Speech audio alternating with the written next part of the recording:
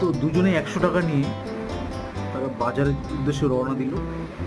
গরিব ভাবলো যে আমি 100 থেকে কি করে আমি 1 ঘন্টার মধ্যে টাকাটা আমি বাড়ি নিয়ে যাব।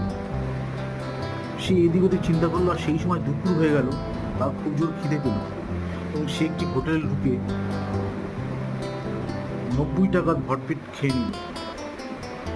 যে বড় লোক সে কি করলো, তারও খিদে পেয়েছিল, কিন্তু সে উপেক্ষা করে সে এক জায়গায় 10টি পেয়ারা কিনে একটি স্কুলের সামনে দাঁড়িয়ে যথারীতি পেয়ারাটা, তখন টিভির টাইম ছিল এবং সেই স্কুলের বাচ্চাদের কাছে সে 100 টাকার পেয়ারা কিনে 110 টাকায় বেচে দিল, খুবই সস্তায় বেচে দিল।